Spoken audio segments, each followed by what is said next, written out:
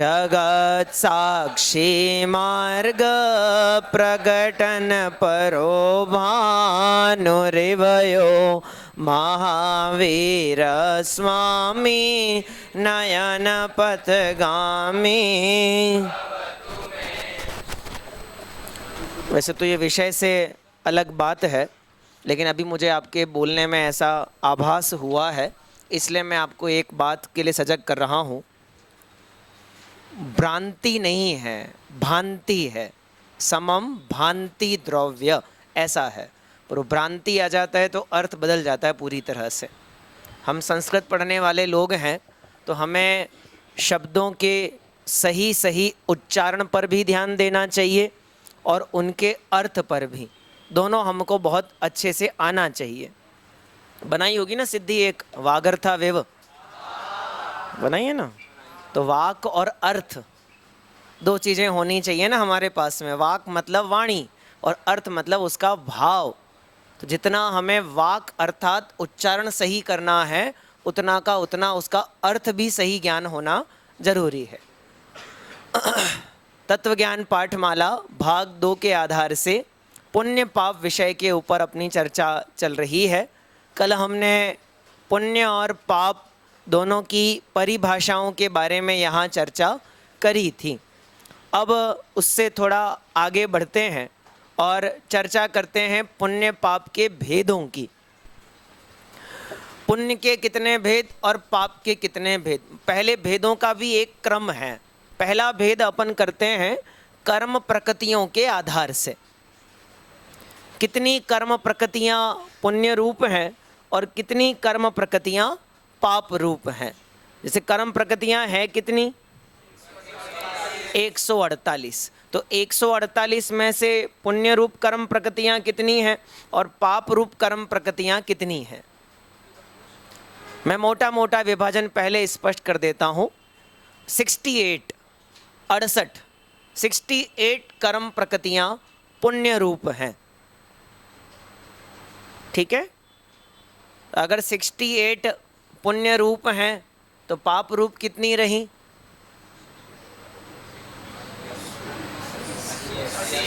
80 नहीं 100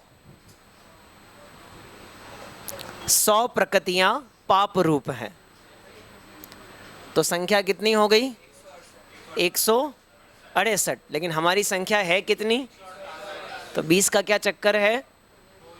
20 प्रकृतियां ऐसी हैं जो पुण्य रूप भी होती हैं और पाप रूप भी होती हैं। एक ही प्रकृति दोनों रूप हो जाती हैं। स्पर्श रस गंध वर्ण, इनके जो 20 भेद हैं, नाम कर्म की प्रकृतियों में इनकी चर्चा आती है। तो ये 20 के 20 पुण्य रूप भी होते हैं और पाप रूप भी होते हैं। इसलिए हमारी संख्या बन जाती है 168। 100 पाप रूप प्रकृतियाँ और 68 पुण्य रूप प्रकृतियाँ, बराबर। एक और इसमें विवेचन आपको ध्यान रखना चाहिए कि पुण्य और पाप का जो अंतर है वो केवल अगातिया कर्मों में है। गातिया कर्म तो सर्व पाप रूप ही हैं, बराबर। ये जब आप अगले साल गुणस्थान विवेचन पढ़ेंगे तो आपके पढ़ने में ये वाक्य आएगा टोडरमल जी साहब का, गातिया कर्म तो सर्व पाप रूप ही हैं। यानी ज्ञानावरणी, दर्शनावरणी, मोहनीय और अंतराय, इन चार और इनकी समस्त उत्तर प्रकृतियाँ ये सब पाप के खाते में ही जाती हैं। अब भेद जितना भी है पुण्य और पाप का, वो किस में है, अगातिया कर्म। आ रही बात समझ में इतनी। तो चलो, ये तो हो गया पुण्य पाप का एक रीति से भेद प्रभेद की विवेचना। दूसरी और कोई विवेचना आपके ध्यान में है, मैं बोल देता हूं, चलो। द्रव्य पुण्य, भाव पुण्य, द्रव्य पाप, भाव पाप। मैंने आपको कल कहा भी था इसके बारे में थोड़ा सोचने के लिए, ध्यान आया।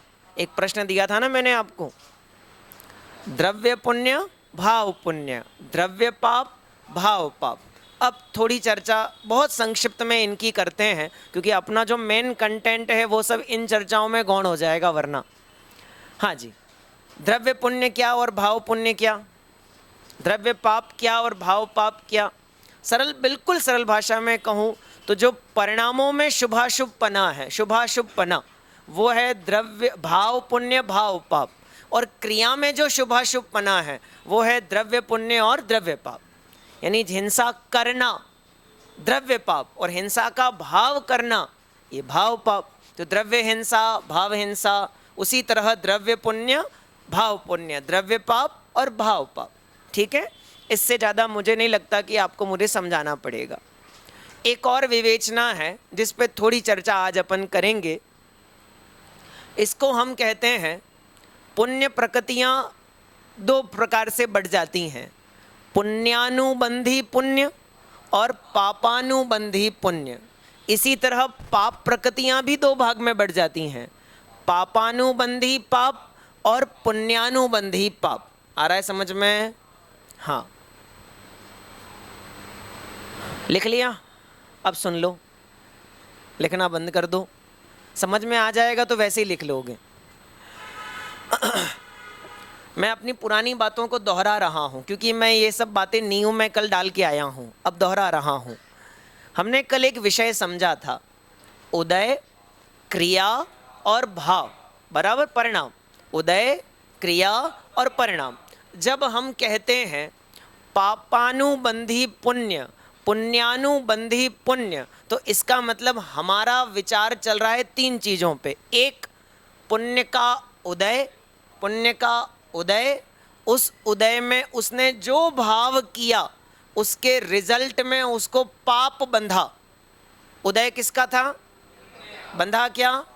इसको हमने कहा पापानुबंधी पुण्य, मतलब उदय, पापानुबंधी पुण्य अर्थात उदय। अब इसके बीच में एक शब्द हमारा छूट रहा है, बंध उदय से नहीं होता, बंध तो परिणाम से, भाव से, अभिप्राय से होता है। तो पुण्य के उदय से अगर बंधता तो पुण्य के उदय में पुण्य बंधेगा।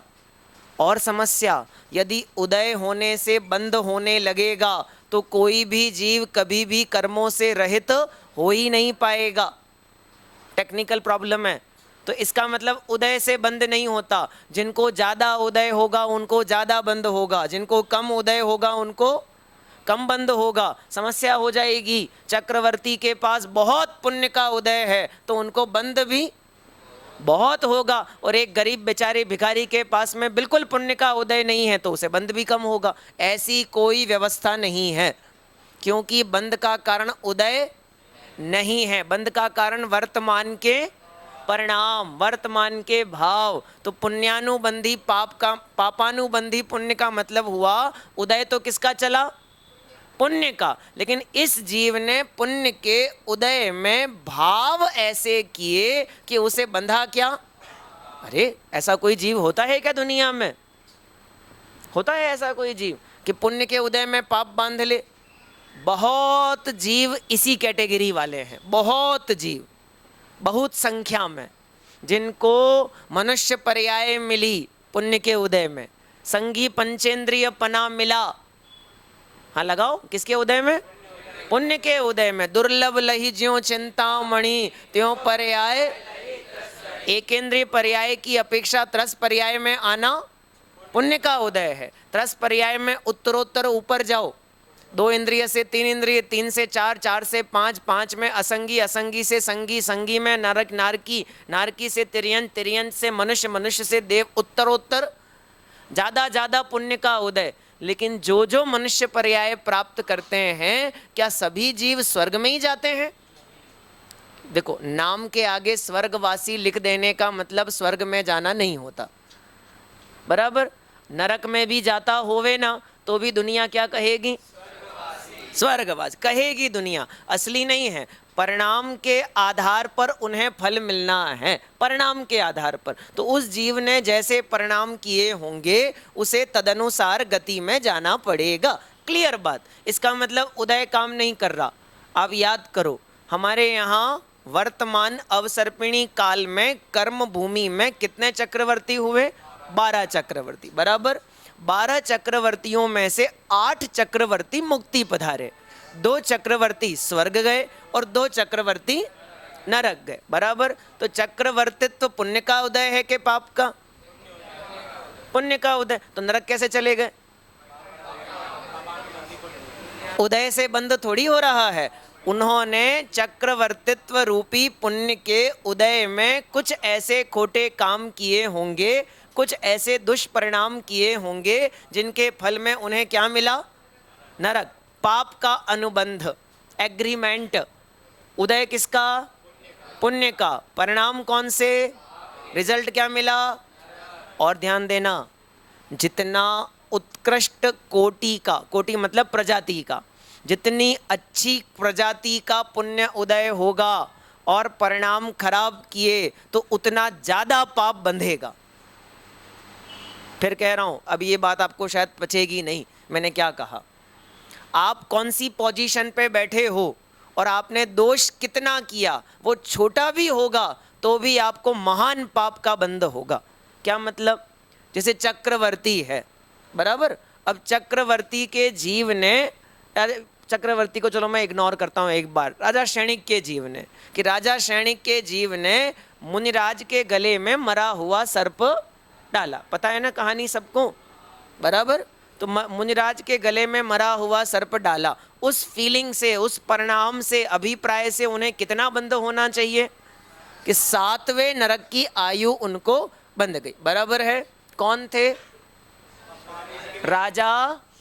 राजा, राजा मतलब, बहुत बढ़िया, राजा मतलब पुण्य का उदय। गले में सर्प डाला मतलब पाप भाव। नरक में गए मतलब पाप का फल, बराबर है। उदय भाव रिजल्ट, उदय भाव रिजल्ट। आ रहा है समझ में? तो जिस जीव ने जिस जिस उदय में जैसे जैसे भाव किए उन्हें फल वैसा मिलता है। पुण्य के उदय में पाप भाव करेंगे तो क्या मिलेगा? पाप का फल मिलेगा, पाप का अनुबंध होगा। और कोई जीव ऐसे भी होते हैं कि पुण्य के उदय में और उत्कृष्ट पुण्य भाव करते हैं। अब भाव कह रहा हूं, शुभ भाव, दया दान व्रत भक्ति आदि के भाव, प्रशस्त राग के परिणाम, देवशास गुरु के प्रति श्रद्धा भक्ति आराधना, देव पूजा, गुरु उपासना, स्वाध्याय, संयम, तप, दान, ऐसे शुभ भाव करते हैं किसके उदय में? तो उन्हें मिलेगा क्या? और बढ़ करके, और बढ़ करके कि देखो इन्होंने अपने पुण्य के उदय में भी भोग सामग्री में अपने उपयोग को न लगा करके इन्होंने धर्म कार्य में उपयोग खर्च किया, तो इन्हें जो पुण्य बंधेगा वो और हायर कैटेगरी का उत्कृष्ट पुण्य का बंध कर लेता है। इसे हम क्या कहते हैं? पुण्यानुबंधी पुण्य। आ रहा है समझ में?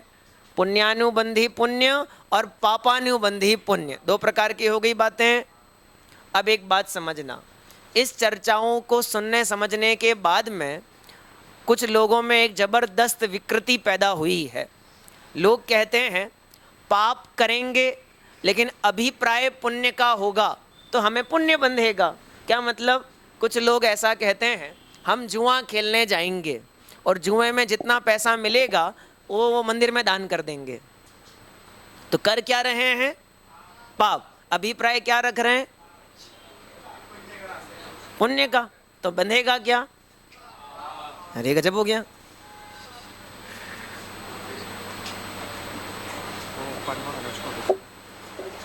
पर्व और अनुज,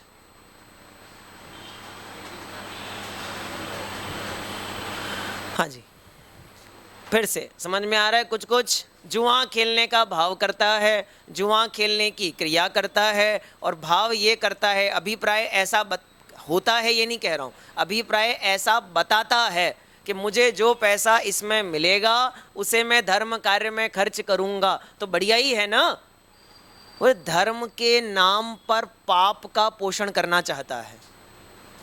अभिप्राय में धर्म नहीं पड़ा, अभिप्राय में तो पाप पड़ा है, लेकिन नाम किसका लेता है? धर्म का। धर्म के नाम पे, उसके नाम पे, क्योंकि ऐसा मतलब पाप करे और अपने को महंत बतलाना चाहे, पाप करे और अपने को श्रेष्ठ बतलाना चाहे, इसलिए ऐसा वर्तन यह जीव करता है। 100% बेईमानी है, किसी और से नहीं। किससे की गई है? खुद से। सारा जगत भले या कदाचित आपको प्रशंसित कर दे, लेकिन एक बड़े पंडित साहब की रचना है ना 10 लक्षण पूजा, उसके अंदर एक पंक्ति आती है, क्यों समझे ठगता औरों को, पाप बंद कर ठगता निज को। ऐसा लगता है मैंने झूठ बोल के दूसरों को ठग लिया, हाँ, लेकिन भूलना मत, दूसरे लोग कदाचित तुम्हारी प्रशंसा कर दें, लेकिन पाप का बंद तो नियम से हो ही रहा है। ऐसा जानकर अभिप्राय में सदैव सुधार करना चाहिए। ठीक है, क्लियर हो गई बातें? पुण्यानुबंधी पुण्य और अब पापों पे आ जाते हैं। पाप का उदय आ रहा है, पाप का उदय, और उस उदय में जीव क्या करे, अरे मेरे पाप का उदय, हे भगवान मैंने कौन से खोटे काम किए। संक्लेश भाव, इष्ट वियोग, अनिष्ट संयोग, पीड़ा चिंतन, ये वाले संक्लेश भाव, आर्त ध्यान के परिणाम। उदय किसका चल रहा है? परिणाम क्या कर रहा है? बंधेगा क्या? पापानुबंधी पाप, पापानुबंधी पाप। उदय भी पाप का, परिणाम भी पाप के, रिजल्ट भी पाप का। अब एक कोई ऐसे जीव भी हैं जिनके चित्र हमारे पुराने मंदिरों में लगे रहते थे। आप अपने अपने गांवों के पुराने पुराने मंदिरों को याद करें। देखो गज मुनि के सिर ऊपर विप्र अग्नि बहुजारी, तो भी नेक डिगे नहीं वे मुनि कर्म महार पुजारी। क्या गजब! गज कुमार मुनिराज के सिर के ऊपर किसी दुष्ट ने सिगड़ी जला दी। किसका उदय? उदय पाप का, बराबर है। अब पाप के उदय में, अब मैं रिजल्ट की बात अभी नहीं करूंगा, मैं तो केवल कहानी बता रहा हूं कि पाप के उदय में मुनिराज ने अपने परिणामों को क्या नहीं होने दिया? मलिन नहीं होने दिया, पाप रूप नहीं होने दिया। तो फल क्या मिला? फल क्या मिला? इसलिए मैं कहानी पूरी नहीं कर रहा था, क्योंकि इस कहानी में पुण्य बंधेगा नहीं, यहाँ तो नष्ट होने वाली कहानी है। चलो ऊपर कहानी बदल देता हूँ। 5 पांडवों की कहानी याद करें भाई। नकुल और सहदेव मुनिराज ने अपने मन में साधर्मी मुनिराजों के प्रति किंचित राग का भाव किया। उदय चल रहा है पाप का, परिणाम हुए धर्म के, फल क्या मिला? पुण्य का बंध। पुण्य का बंध कितना? 33 सागर की आयु सरवार सिद्धि में जाकर के रहनी पड़ी, बराबर है। उदय किसका था? पाप का। सुदर्शन सेठ को अपमानित होना पड़ा, सूली पर चढ़ाने के प्रसंग बने, नगर में निंदा हुई। किसका प्रसंग है? पाप का। लेकिन उन्होंने उस काल में अपने परिणामों को नहीं बिगड़ने दिया, नहीं मलिन होने दिया, धर्म रूप परिणाम रखे। तो बंधा क्या? पाप का उदय, पुण्य रूप परिणाम, रिजल्ट। इसका मतलब बिल्कुल क्लियर हो गई अपने दिमाग में ये पिक्चर कि इधर क्या चल रहा है उससे कोई फर्क नहीं पड़ता, कोई फर्क नहीं पड़ता, क्योंकि आगे आने वाली जो पिक्चर है वो मेरे प्रेजेंट पे डिपेंड करती है। मैंने पास्ट में क्या क्या कर लिया उससे मेरा प्रेजेंट बिगड़ सकता है, लेकिन मेरा फ्यूचर नहीं बिगड़ सकता। मेरा फ्यूचर बिगड़ेगा मेरे प्रेजेंट के आधार से। आ गया कुछ समझ में? पास्ट को हम सुधार नहीं सकते, बिल्कुल नहीं, और भविष्य तो है ही नहीं, तो सुधरेगा बिगड़ेगा कैसे? हमारे हाथ में तो क्या है? प्रेजेंट। तो प्रेजेंट में जहां हम बैठे हैं अभी, उस दशा में अपने परिणामों की संभाल हमें करनी चाहिए। यदि वर्तमान के परिणाम सुधरेंगे तो आने वाला भविष्य नियम से सुधर जाएगा। इसलिए भूत को भूलो, वर्तमान को सुधारो, भविष्य अपने आप सुधर जाएगा, बराबर है। किसके लिए कह रहे हैं ये सब? मेरे लिए, हमारे लिए, किसके लिए? ये नियम किस पर लागू पड़ते हैं? सबके ऊपर। जगत के सभी जीव, चाहे वह पुण्य पाप की व्यवस्था को मानते हो न मानते हो, जानते हो न जानते हो, संगी हो असंगी हो, पर्याप्तक हो अपर्याप्तक हो, एकेंद्रिय हो पंचेंद्रिय हो, कोई भी हो, जितने संसारी जीव हैं सभी के ऊपर ये व्यवस्थाएं बराबर लागू पड़ती हैं। तो कोई पुण्य पाप का करता धरता हरता नहीं है। जैन दर्शन में कोई भगवान किसी को प्रसन्न होने पर आशीर्वाद नहीं देते, ना ही रुष्ट तुष्ट होने पर नाराज हो जाते हैं, श्राप भी नहीं देते। लेकिन लोगों के दिमाग में ऐसी वृत्ति पड़ी है कि पाप का उदय आए तो भगवान के पास जाओ, उन्हें प्रसन्न करो, चढ़ावा चढ़ाओ, इससे भगवान क्या हो जाएंगे? प्रसन्न हो जाएंगे और हमारा पाप का उदय मिट जाएगा, मिट जाएगा। लेकिन प्रथमानुयोग की सारी कथाओं को पढ़ के देखना, सब में एक बात बिल्कुल स्पष्ट है कि उदय को नहीं बदला जा सकता, उदय नहीं बदला जा सकता। मैना सुंदरी की कथा में मैना सुंदरी को जैसा पति मिलना था उसके उदय में था तो उसे वैसा मिलेगा। उसने क्या सुधारा? पति के परिणाम, परिणाम सुधारे, सब सुधर गया, सब सुधर गया।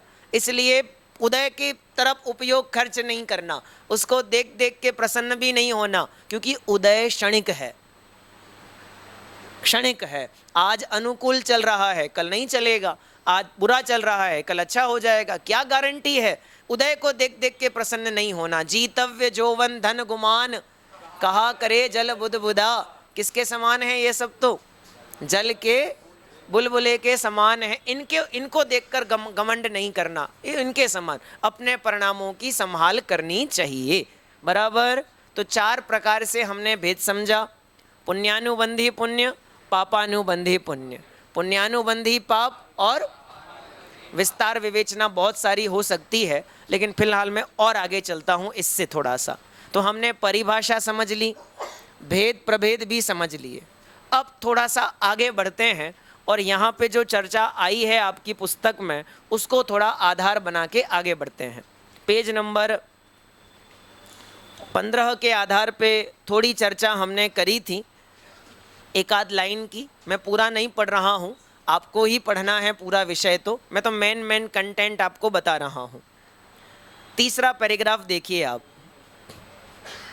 पुण्य और पाप दोनों आत्मा की विकारी अंतर्वृत्तियां हैं। देव पूजा, गुरु उपासना, दया, दान, व्रत, शील, संयम आदि के प्रशस्त परिणाम पुण्य भाव कहे जाते हैं और इनका फल अनुकूल संयोगों की प्राप्ति है। हिंसा, झूठ, चोरी, कुशील और परिग्रह संचय आदि के भाव पाप भाव हैं और इनका फल प्रतिकूलताएं हैं। बराबर है? 2 चीज़ें बताई हैं, भाव और फल। भाव और फल, शुभ भाव का फल अनुकूलता, पाप भाव का फल प्रतिकूलता। आगे आ जाओ।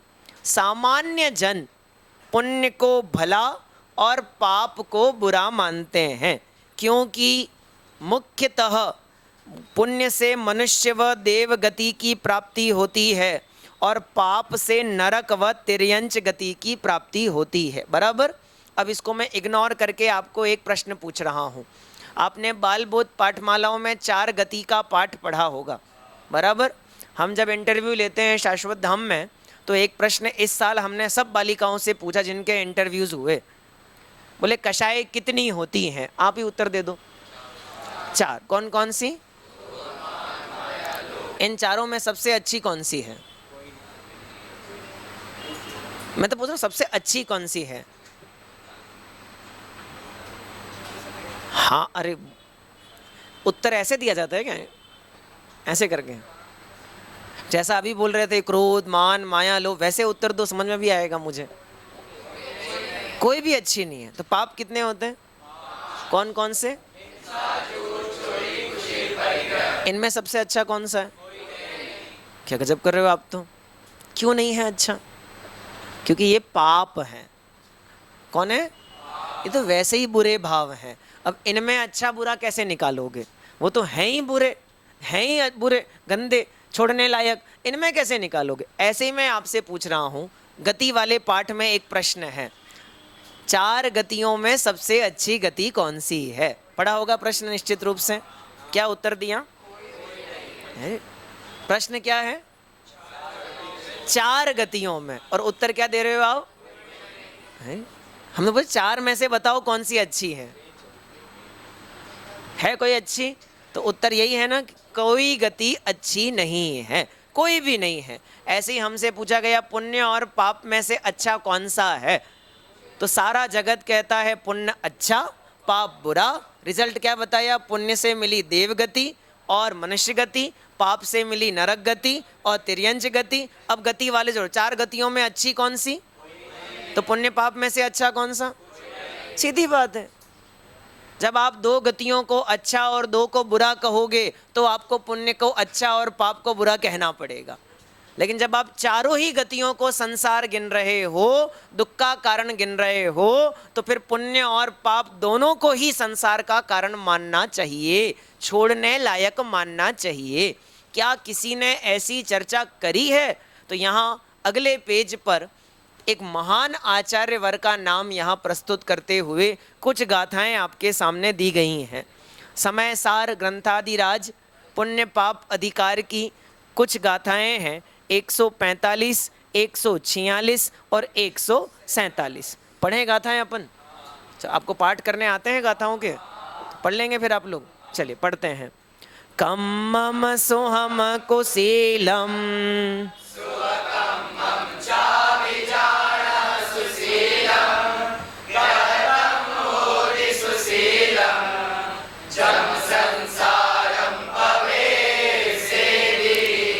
सोवन्यं पिणयलम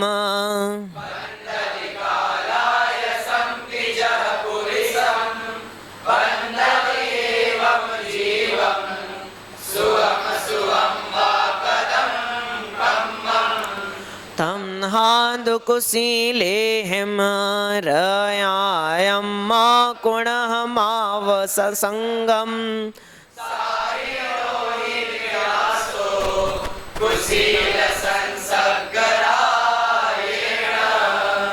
यहाँ एक शब्द प्रयोग हुआ है, कुशील और सुशील, बराबर। ये जगत में जो प्रचलित अर्थ है ना, सुशील, वो वाला अर्थ नहीं है यहाँ पे, बराबर। यहाँ सुशील का मतलब अच्छा और कुशील का मतलब बुरा। 5 पापों वाला कुशील भी नहीं है, भला और बुरे वाला अर्थ लेना है। क्या लिखा? कम्मम असुहम कुशीलम। इतना तो जानते हो, असुहम कहाँ से निकल आया? म में से। कम्मम असुहम कुशीलम, जो अशुभ कर्म है वो कुशील है। सुह कम्मम चावि जान सुशीलम, और शुभ कर्म को क्या जानना? ऐसा दुनिया कहती है। तो आचार्य आप क्या कहते हो? कहतम होदि सुशीलम जम संसार पवेसेदि, जो संसार में प्रवेश कराए वह सुशील कैसे हो सकता है? जो हमें 4 गतियों में रुलाए वह भला सुख का कारण कैसे हो सकता है? धर्म तो वो है यो धरती उत्तमे सुखे, जो हमें उत्तम सुख में स्थापित करे, और जो 4 गतियों में रुलाए उसे हम धर्म कैसे कह सकते हैं? ऐसा कह के आचार्य कुंद देव ने पुण्य और पाप दोनों को संसार का कारण कह दिया। अगली गाथा बहुत प्रसिद्ध गाथा। सोवन्यम पिणयलम बंधदि काला यसम पिजह पुरिसम। बंधदी, बांधती है। कौन बांधती है? सोवन्यम कालासयम, काला यसम। एक सोवन्य, सोने से बनी हुई, और दूसरा है काला यसम, अयस। अयस शब्द होता है लोहे के लिए, तो काला यसम लोहे से बनी हुई। कौन? नियलम, बेड़ी। जो सोने की बड़ी बनी बेड़ी हो, चाहे वह लोहे की बनी बेड़ी हो, लेकिन है तो दोनों बंध की ही कारण ना, दोनों बांधने वाली ही ना। तो फिर कौन ऐसा जीव होगा जो कहेगा कि मुझे लोहे की बेड़ी में मत बांधो, सोने की बेड़ी में चलेगा? उसमें चलेगा, कोई दिक्कत नहीं है उसमें। मैं आपको पुराण की एक और कथा प्रस्तुत करता हूँ। कृष्ण थे ना, कृष्ण नेमिनाथ भगवान के चचेरे भाई है ना। तो चचेरे भाई क्यों थे वो? उनके वसुदेव के पुत्र थे। तो वसुदेव कौन थे? हाँ, नेमिनाथ के पिता समुद्र विजय के 7वें भाई, 10वें नहीं, 7वें भाई थे। सबसे छोटे और सबसे बड़े थे समुद्र विजय। वसुदेव को एक विशेष प्रकार की समस्या थी। समस्या का मतलब है वो इतने सुंदर थे कि वो जहाँ जाते थे वह स्त्रियाँ उन पे मोहित हो जाती थी। तो जब वे नगर में ऐसे घूमते थे तो नगर की स्त्रियाँ अपना काम करना छोड़ देती थी। तो लोग उनके पास आए, राजा समुद्र विजय के पास में, और जाके उन्होंने कहा कि हे राजन, ऐसे तो हमारा घर बार नहीं चल पाएगा, कामकाजी नहीं हो पाएंगे, तो आप कृपया करके राजकुमार वसुदेव को महल में ही रखो। तो बोले ऐसे कैसे बंद कर दे भैया, वो कोई अपराधी तो है नहीं कि उसे महल में बंद कर दिया जाए, क्या करें। तो राजा समुद्र विजय ने प्रजा के हित के लिए एक उपाय निकाला। उन्होंने एक महल बनवाया, सर्व सुविधाओं से युक्त महल, कोई कमी नहीं, बिल्कुल सब टिप टॉप। और वहाँ जाकर के राजा वसुदेव को, राजकुमार वसुदेव को कहा कि आपके लिए हमने ये महल बनवाया है, अब आपको यहाँ निवास करना है। राजा वसुदेव, राजा खुशी खुशी वहाँ चले गए और रहने लगे आराम से। महीने बीतते गए, वर्ष बीत गए, किसी को पता ही नहीं चला। किसी को का मतलब वसुदेव को पता नहीं चला। क्या पता नहीं चल रहा कि उन्हें क्या कर दिया गया है, उन्हें बांधा गया है, उन्हें सुविधाएं दे करके उस महल में बांधा गया है। सारा नगर व्यवस्थित चल रहा है, सब कुछ, कोई दिक्कत नहीं। और कहीं कदाचित किसी दास दासी ने आपस में बात करते हुए ऐसा कह दिया कि देखो वसुदेव को इतने बढ़िया बंधन में पड़े हुए हैं और इन्हें खबर ही नहीं है। और ऐसा उनके कान में पड़ा और उनके बुद्धि में आया, अरे मैं कहाँ भटक गया, मुझे तो लग रहा था सब बढ़िया है, मैं ऑर्डर करता हूँ खाना आ जाता है, मैं ऑर्डर करता हूँ कपड़े आ जाते हैं, ऑर्डर करता हूँ आभूषण आ जाते हैं, ये सुविधा नहीं है, ये तो मेरे लिए बंधन है। पुण्य के उदय में बंधन ऐसे होते हैं, बंधन लगता नहीं है लेकिन वो है तो बंधन ही। सोने की बेड़ी है तो बंधन ही, लेकिन पाप के उदय में बंधन बंधन लगता है, पुण्य के उदय में नहीं लगता। आचार्य देव ने स्पष्ट शब्दों में कह दिया, हैं तो दोनों ही बंध के कारण, हैं तो दोनों ही बंधन। इसलिए हमसे पूछोगे तो हम कहेंगे बंददी एवं जीवम सुहम सुहम व कदम कम्मम। जीव चाहे शुभ कर्म करे चाहे अशुभ कर्म करे, उसे बंधना तो है ही। इसलिए हमारी दृष्टि में तो पुण्य और पाप दोनों कैसे हैं, एक समान, कोई अंतर नहीं दोनों में। क्या अपेक्षा बताई, बंध के कारण होने से। इन शॉर्ट दोनों को समान कहने का लॉजिक क्या दिया, बंध के कारण होने से। ये मैं इसलिए आपको पॉइंट आउट कर रहा हूँ क्योंकि हमें सबको आगे जाकर के कभी न कभी कहीं न कहीं किसी सभा में व्याख्यान करना होगा, प्रसंग बनेंगे, मौके मिलेंगे और हम वही बोलेंगे जो हमने खाया है, उसी की डकार आएगी। तो जब खाओ तो बहुत सावधानी से खाना कि भी पुण्य पाप को बुरा कहना हो, दोनों को समान कहना हो तो क्या ध्यान में रखना, उसकी लॉजिक, अपेक्षा। तो अपेक्षा क्या लगाई हमने, बंध के कारण होने से दोनों कैसे हैं, समान हैं, ऐसा आचार्य कुंद कुंद देव ने कहा। आगे जाकर के अंतिम गाथा में कहा 147 में कि भैया दोनों बंध के कारण हैं, दोनों कुशील हैं, इसलिए मेरे से पूछोगे तो मैं कहूँगा दोनों का ही संसर्ग मत करो, ना पुण्य करो ना पाप करो। आप तो पुण्य और पाप से पार वीतरागता का आश्रय ले लो, वो सबसे बढ़िया है। ऐसा कह के आचार्य कुंद कुंद देव ने इन दोनों के बीच में पड़ी हुई दीवार को तोड़ दिया। कौन सी दीवार, जो कह रही थी कि पुण्य भला और पाप बुरा। उन्होंने कहा कि भैया संसार में भ्रमण कराने की अपेक्षा से तो दोनों बुरे ही हैं, इसलिए हमसे पूछोगे तो आत्मानुभूति का लक्ष्य रखने वाले, मुक्ति का लक्ष्य रखने वाले जीव को दोनों ही आश्रय करने योग्य नहीं है। बराबर। दोनों में क्या बताई गई, दोनों में क्या बताई गई, समानता। समानता हमारे कल के आए हुए बिंदुओं में ये एक पॉइंट है, हमें विवेचना करनी है दोनों की। तो अभी हमने दोनों को कैसा देख लिया, समान देख लिया। अब आप लोग तो बहुत छोटे हो अभी इस बात को कहने और सुनने समझने दोनों के लिए, फिर भी मैं कोशिश करता हूँ। इधर दिल में हाथ रखो और विचार करो, क्या हमें दोनों समान लगते हैं, लगते हैं, नहीं लगते। क्यों नहीं लगते, उसका रीज़न, हमें 24 घंटा सर्व क्षेत्रों से पुण्य करने की ही सलाह दी जाती है। हमें बार बार पुण्य के क्षेत्रों में ही जोड़ा जाता है। पूजा में टाइम से आ जाओ, क्या है पूजा, पुण्य परिणाम, उससे क्या होगा, बंद, और बिस्तर में सोया रहूंगा तो बंद तो दोनों में हो रहा है भाई, बंद तो दोनों में हो रहा है, तो पूजा में क्यों जाऊं कि वहां पुण्य बंधेगा। इसका मतलब आप पुण्य को पाप से बढ़िया समझ रहे हो। यही बात हुई कि नहीं हुई? क्यों क्यों भेज रहे हो हमें पूजा में जब दोनों संसार के कारण है कि नहीं करना चाहिए। अभक्ष्य मत खाना, व्यसन सेवन मत करना, क्यों मत करना? वो पाप है भैया। बंद तो पाप से भी होना है और बंद पुण्य से भी होना है, तो मैं भक्ष्य अभक्ष्य का विवेक क्यों रखूं? बंद तो दोनों से होने वाला है। तो कहते हैं नहीं, अभक्ष्य खाओगे तो पाप बंधेगा और भक्ष्य खाओगे तो इसका मतलब हम जानते हैं कि दोनों समान हैं, लेकिन दिमाग में क्या बैठा हुआ है? पुण्य अच्छा है और पाप बुरा है, पाप बुरा है। ये हमारे दिमाग में बैठा हुआ है।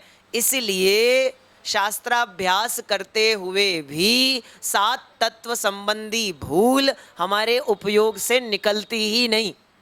ये कौन सी भूल है? आश्रव और बंध तत्व संबंधी भूल है। क्या मतलब?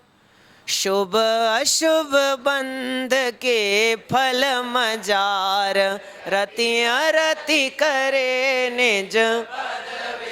बस हो गया, इतने में काम। शुभ अशुभ, रति अरति, कनेक्टिविटी बैठाओ बराबर। अब मैं को नहीं पता कि आप लोगों को सिद्धांत कौमुदी पढ़ाते समय ये सूत्र पढ़ाया गया नहीं पढ़ाया गया। शुभ के साथ रति लगानी है और अशुभ के साथ अरति, क्यों? नहीं आया समझ में आपको? नहीं, मैं तो कह रहा हूं उस लाइन को देखो। शुभ अशुभ बंध के फल मजार, रति अरति करे, तो दोनों अलग अलग लाइन में है। तो आपने शुभ बंध के साथ में रति जोड़ी और अशुभ बंध के साथ में अरति जोड़ी, ऐसा क्यों? अच्छा, तो मैं वही पूछ रहा हूं, ऐसा कोई नियम है? अगर है तो पता है आपको कौन सा नियम है? नहीं पता। मैं पढ़ाता हूं ना व्याकरण, तो इसलिए मुझे पता है और मैं आपको ज्ञान दे रहा हूं। वरिष्ठ में हो ना आप लोग, पता होना चाहिए आपको। यथा संख्य मनुदेशः समानम, लिख लो, काम आएगा। यथा संख्य मनुदेश, एक साथ जोड़ के लिख देना। यथा संख्यम अनुदेशः, यथा संख्य मनुदेशः समानम। यथा संख्य मनुदेशः समानम। ठीक है, मैं फिर कह रहा हूं, दोनों अलग अलग पद नहीं है। यथा संख्यम अनुदेशः समानम, इसका अर्थ क्या होता है? तत्वार्थ सूत्र पढ़ के आए आप बराबर। तत्वार्थ सूत्र में कई जगह ऐसे प्रयोग है कि पहले वो नाम गिना देते हैं, बाद में भेद गिनाते हैं। नहीं है? दूसरे अध्याय में द्वि द्वि द्वि बराबर। तो हमको क्या पता चले कौन सा नंबर कहाँ सेट करना है? कैसे सेट करना है हमको? बिन जाने ते दोष गुणन को, तो दोषों को तजना के ग्रहण करना, तजना, और गुणों को कैसे पता चला हमको? अरे ये वाला नियम है, संस्कृत व्याकरण का नियम लगाना पड़ेगा तो समझ में आएगा। हाँ, एक है जिसके स्थान पर आपको लगाना है, एक वो जो लगाना है। तो दोनों की संख्या यदि बराबर हो तो क्रम से जोड़ना चाहिए। एग्जाम्पल दूं आपको सूत्र का। नंदी ग्रही पचा दिव्यो ल्यू निन्यचः, पढ़ा है सूत्र? तीन प्रत्यय बताए हमें, ल्यू, निनी और अच, और कहाँ लगाने थे? नंदी ग्रही पचादि। अब किसके साथ कौन सा लगाना है? क्रमशः। वो क्रमशः का नियम बताया मैंने आपको अभी। अब जब वांग्मय में आपको ऐसी व्याख्या लिखने आए इस तरह के सूत्रों की, तो ये व्याख्या के अंदर ये नियम जरूर लिखना है ना। और अन्य स्थानों पर भी जहां भी हमें ऐसे प्रयोग मिले वहां ये नियम काम करता है ना। बोलने में तो हम बोल देते हैं ये बराबर है, ये बराबर है, पर नियम यही है, यथा संख्यम अनुदेशः समानम बराबर। बहुत सारे नियम हैं। कौमुदी पढ़ने से पहले संस्कृत वांग्मय के कुछ नियम पढ़ लेने चाहिए, तो हमें आचार्य पाणिनि की और कौमुदी की दोनों की महिमा आएगी। कभी एक आध घंटे मेरे को आपको बैठना पड़ेगा मेरे साथ में, तो आपको लगेगा वर्तमान काल में जैनाचार्य परंपरा से हट के बात कर रहा हूँ मैं थोड़ी सी। यदि कोई सर्वज्ञ है तो पाणिनि है। उससे कम नहीं है वो। अब वो कभी और बताऊंगा, कभी आपको अलग कक्षा में, ये तो इसकी कक्षा है अभी। फिर से आ जाता हूँ, पुण्य और पाप को हमने कहा शुभ के बंध में रति और अशुभ के बंध में अरति। ये ऐसा डिफरेंस करने का नाम है आश्रव बंध तत्व संबंधी भूल। और ये भूल हमारे ज्ञान में, उपयोग में, श्रद्धान में अनादिकाल से बैठी हुई है, आज भी बैठी हुई है। जबकि हम समय सार पढ़ के ये कह रहे हैं कि पुण्य और पाप दोनों है, ये है, दोनों बेड़ी हैं, तो भी हम कह रहे हैं कि पुण्य करो, पुण्य करो, पुण्य करो। इसका मतलब कहीं ना कहीं कुछ तो और है। तो बनारसी दास जी ने नाटक समय सार में इस विषय की चर्चा करी है। लेकिन उसके पहले अगर हमने समानता समझी है तो थोड़ी भिन्नता भी समझ लेते हैं। तो भिन्नता को प्रस्तुत करने के लिए इस पाठ में योग सार के कुछ, योग सार की एक गाथा यहाँ प्रस्तुत की गई है। योग सार में गाथा नहीं है, बेसिकली दूहा होते हैं योग सार में, क्योंकि योग सार अपभ्रंश भाषा का ग्रंथ है, तो इसमें दूहा होते हैं। तो क्या लिखते हैं, पुण्य पावई सग्ग जीव पावै नरयण वासु वे चंडी वे अप्पा मुड़ई सो लब्बई शिव वासु।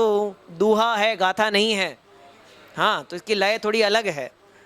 क्या कहा, पुण्य पावई सग्ग, जो पुण्य करता है वो स्वर्ग पाता है।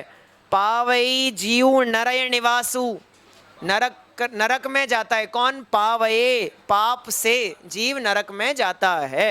वे छंडिवी अप्पा, जो दोनों को ही छोड़ देते हैं, तो लब्भई वासु, जो दोनों को छोड़ते हैं वे मुक्ति प्राप्त करते हैं। सेकंड लाइन को इग्नोर करके ऊपर की लाइन के 2 चरणों को मुख्य कर देता हूं। पुण्य करने वाला स्वर्ग जा रहा है, पाप करने वाला, यानी आचार्य योगिंदु देव स्पष्ट कह रहे हैं कि दोनों में अंतर है। अंतर है दोनों के अंदर में, एक समान नहीं है दोनों। एक समान होते तो दोनों का रिजल्ट भी एक समान आना चाहिए था, लेकिन नहीं आया ना, तो इसका मतलब है दोनों समान नहीं हैं। तो हमारे आचार्य परंपरा में लिखे गए ग्रंथों में दोनों प्रकार के वर्णन हमारे पास में हैं। एक वो जो कहते हैं कि पुण्य और पाप दोनों बंध के कारण होने से समान है। एक वो जो कहते हैं कि दोनों का रिजल्ट अलग अलग होने से दोनों अलग अलग हैं। बराबर है। इस तरह 2 परंपराएं हमें प्राप्त हुई। अब जब हमारे पास में 2 विकल्प आ जाते हैं तो हमें खड़ी हो जाती है दुविधा। क्या खड़ी हो गई, दुविधा, और अच्छी भाषा में कहूं तो द्वंद्व, कॉन्फ्लिक्ट। इसको चुने कि इसको चुने, हाँ जो भी कहना चाहो आप उसे। और अब हमें चुनना तो एक को ही पड़ेगा भैया, तो क्या चुने हम। तो हमने कहा कि पहले अब इसकी करनी पड़ेगी तुलना। हमने दोनों प्रकार के मत समझ लिए, एक समानता वाला भी और एक भिन्नता वाला भी। अब हमें करना पड़ेगा दोनों का आपस में कंपैरिजन। पुण्य और पाप दोनों को समान तराजू में रखो, उनके गुण दोष निकालो और उनकी आपस में क्या करो।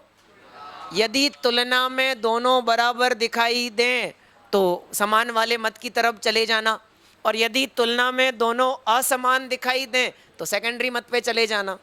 तो नाटक समय सार की तरफ हम चलते हैं।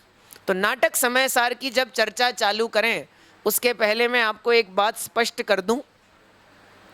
समय सार में अधिकार का नाम है पुण्य पाप अधिकार, लेकिन समय सार में अधिकार नहीं, नाटक में अधिकार नहीं है, वहाँ है द्वार। अधिकारों का जो विभाजन है, ये हमारे क्या साहित्य में जितने विद्वान हुए हैं उनको विभाजन करने के अलग अलग नाम मिलते हैं। जैसे आप पुराण पढ़ेंगे ना, तो पुराण में आपको मिलेंगे सर्ग, लेकिन आदि पुराण में सर्ग नहीं है, आदि पुराण में पर्व हैं। बराबर। रामायण पढ़ो वाल्मीकि की, तो वहाँ कांड हैं। बराबर। कांड, कैसे कांड, किष्किंधा कांड, अरण्य कांड, बाल कांड, ऐसे ऐसे कांड है वहाँ पे अलग अलग। अब कांड का अर्थ वो नहीं दुनिया में जो आप करते हो वो वाला नहीं है, कांड का मतलब विभाजन है। लेकिन महाभारत में चले जाओ तो फिर पर्व मिलेंगे आपको वहाँ पे। तो ऐसे अलग अलग विभाजन करने के नाम रखे गए हैं। तो आज पंडित बनारसी दास जी ने नाटक समय सार में अपने विभाजनों को नाम दिया है द्वार। द्वार बराबर। तो जैसे जीवा जीवाधिकार था तो नाम दिया जीव अजीव द्वार। तो पुण्य पाप अधिकार तो क्या नाम देना चाहिए था? द्वार। लेकिन उन्होंने ऐसा नहीं लिखा, उन्होंने लिखा पुण्य पाप एकत्व द्वार। क्या कहा? बनारसी दास जी ने अपने टाइटल से ही क्लियर कर दिया कि उनको क्या सिद्ध करना है। बराबर। यानी वो इस परंपरा पे चलने वाले हैं जो दोनों को क्या बताएंगे? एक बताएंगे। लेकिन बनारसी दास जी के ज़माने में ये मतभेद बहुत उभर के सामने आ रहे थे, तो उन्होंने दोनों को रखा। पहले भेद समझाए, फिर अभेद बताया। तो उन्होंने एक कन्वर्शन क्रिएट किया गुरु और शिष्य का, और उस कन्वर्शन में उन्होंने पुण्य और पाप की चर्चा को प्रस्तुत किया। और एक कलश अपन यहाँ से पढ़ के आज का विषय पूरा करेंगे। पढ़ते हैं अपन। देखो यहाँ पेज नंबर 17 पर तीसरे नंबर का छंद है नाटक समय सार के पुण्य पाप एकत्व द्वार का। मिल गया? बहुत प्रसिद्ध है और बहुत से लोगों को शायद याद भी होगा। जैसे काहू चंडाली जुगल पुत्र जन तिनि,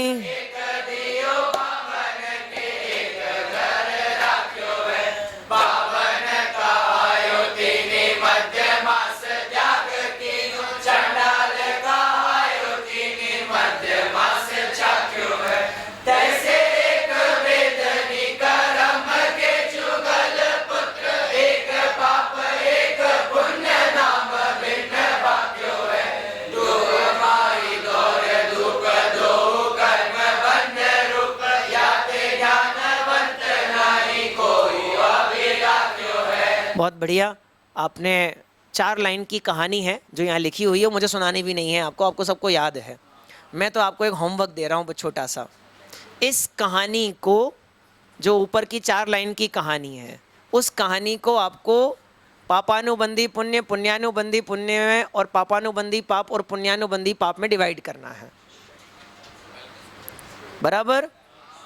उदय, भाव और रिजल्ट, ये आपको बताना है। आप उतना कर लोगे तो आपको कंसेप्ट क्लियर हो जाएगा इसका कि पंडित बनारसी दास जी समझाना क्या चाह रहे थे, दृष्टांत क्या दिया उन्होंने। बराबर है ना? मैं आपको हिंट नहीं दे रहा हूँ, केवल 4 लाइन की कहानी को समझाना है। ठीक है? तो अभी के लिए विराम लेते हैं, आगे की चर्चा अगली कक्षा में।